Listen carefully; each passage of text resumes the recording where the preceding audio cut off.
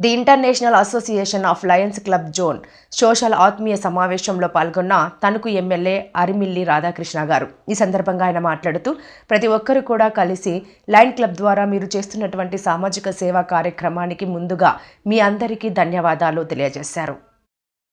Kidney పేషెంట్లు పెరుగుతున్నటువంటి పరిస్థితులు చూస్తున్నామని తెలియజేశారు. మన తణుకు పట్టణంలో కూడా రవీంద్రనాథ్ గారు సహకారంతో లయన్స్ క్లబ్ ద్వారా మొట్టమొదటి డయాలసిస్ టెంట్ ని 2014-19లో నేను శాసనసభలో ఉన్నప్పుడు రవీంద్రనాథ్ గారి సహకారంతో తణుకు గవర్నమెంట్ హాస్పిటల్లో డయాలసిస్ సెంటర్ ఏర్పాటు చేసి ప్రజలకు అందుబాటులోకి తీసుకొచ్చామని చెప్పారు.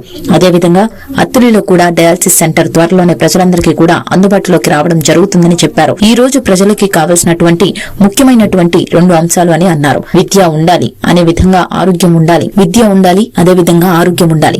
ఈ రెండింటికి కూడా ప్రభుత్వంతో పాటు మనం కూడా స్వచ్ఛంద సంస్థలు గాని తెచ్చి ప్రతి ఒక్కరు కూడా చదువుకుంటే, ఒక తరం చదువుకుంటే 10 తరాల భవిష్యత్తు మారుతుంది. ఆ విధంగా విద్యకు ప్రాధాన్యత ఇచ్చి విద్యకు సంబంధించినటువంటి సేవా కార్యక్రమాల్లో మనమందరం కూడా భాగస్వామి అవ్వాలని పిలుపునిచ్చారు. అలాగే వైద్యానికి సంబంధించి ఈ రోజు అత్యధికంగా మధ్యతరగతి ప్రజలు వైద్య ఖర్చుల కోసం చాలా ఇబ్బందులు పడుతున్నటువంటి దానికి సంబంధించి ఈ రోజు ప్రభుత్వాలు కూడా నిధులు కేటాయిస్తూ నిన్న మోడీ గారి ప్రవేశపెట్టినటువంటి బడ్జెట్ లో అవుట్ పేషెంట్ క్యాన్సర్ సెంటర్ ని కూడా పెడతామని నిన్న ప్రకటించారు. అది కూడా మన తణుకు జిల్లా ఆసుపత్రికి వచ్చే విధంగా కృషి చేస్తానని తెలియజేశారు. తణుకు నియోజకవర్గం అభివృద్ధికి, అదేవిధంగా మన జీవన ప్రమాణాలు ఏ విధమైన చర్యలు తీసుకోవాలో ఆ విధంగా మీరు సంస్థలు, అదేవిధంగా ప్రభుత్వాలు భాగస్వాములు చేస్తే ఇంకా బాగుంటుంది అన్నారు. మన భవిష్యత్తును కాపాడుకునే విధంగా భావితరాలు భవిష్యత్తును మరింత ఉన్నత స్థానాన్ని తీసుకెళ్లే విధంగా అందరూ కృషి చేయాలని తెలియజేసుకుంటూ ప్రతి ఒక్కరికి ధన్యవాదాలు తెలియజేశారు. ఈ కార్యక్రమంలో లయన్స్ క్లబ్ సభ్యులు తదితరులు పాల్గొన్నారు.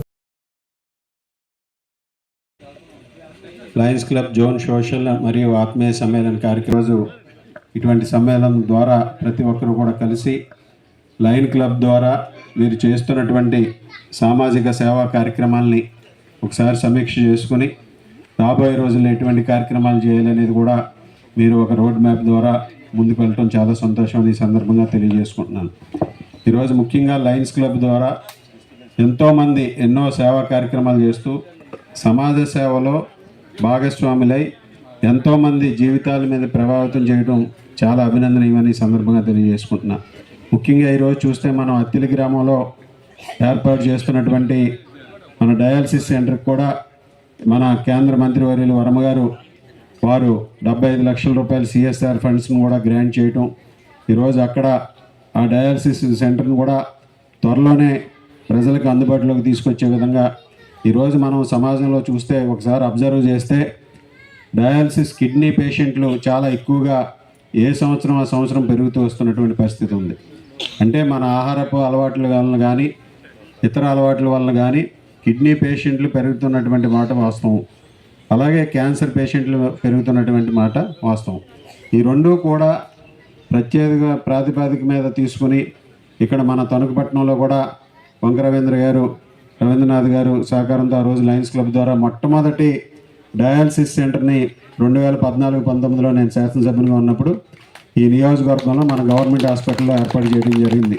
ఆ రోజు లయన్స్ క్లబ్ సహకారంతో వంక రవీంద్రనాథ్ గారి సహకారంతో ఆ కార్యక్రమాన్ని ఏర్పాటు చేసి ఇప్పటికీ కూడా హాస్పిటల్లో కూడా అటువంటి సెంటర్ని ప్రారంభించడానికి మేము ప్రయత్నాలు చేస్తామని ఈ సందర్భంగా తెలియజేసుకుంటున్నాను.